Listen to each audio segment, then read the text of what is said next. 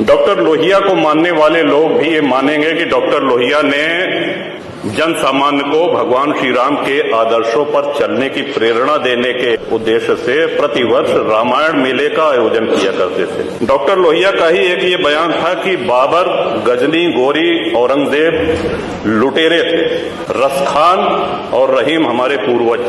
कई दिनों से हम देख रहे हैं कि माहौल बिगाड़ने का प्रयास हो रहा है। हल्द्वानी तक का उदाहरण दिया गया है साउथ में। सरकार अपनी जगह पे पूरा प्रयास करती है कि हमारे राज्य में कोई उपद्रव न हो, अशांति न हो, लेकिन कहीं न कहीं एक ये आभास हो रहा है हमको कि माहौल खराब करने का एक प्रयास हो रहा है। बात की गई श्री राम जन्मभूमि की, साक्षात भगवान श्री राम ने अवतार लिया।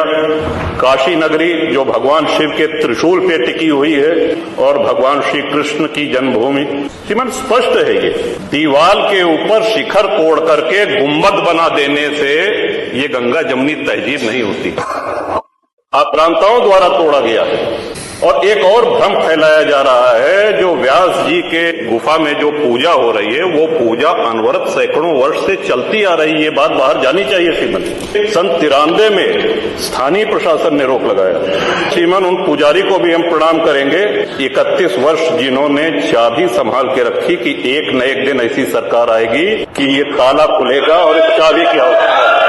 अल्लामा इकबाल पहले वो व्यक्ति थे जिन्होंने कहा कि हिंदू और मुसलमान एक साथ नहीं रह सकते। पाकिस्तान के आइडियोलॉजिकल फादर, इसने कहा कि मुस्लिमों को अलग देश चाहिए। जिन्ना को रास्ता बताने वाले, जिन्ना को उकसाने वाले, और पाकिस्तान के पक्ष में भारत के मुसलमानों ने वोटिंग करी जिसमें 98% लोगों ने कहा कि हिंदू और मुस्लिम साथ साथ नहीं रह सकते। इस बात पे लेकर के बंटवारा हुआ और सारे जहां से अच्छा जो कविता सुनाई गई वो अधूरी है। 2 पंक्ति उसकी हम भी सुना दे रहे हैं कि ए आब रूद गंगा, वो दिन है याद तुझको, उतरा तेरे किनारे जब कारवां हमारा।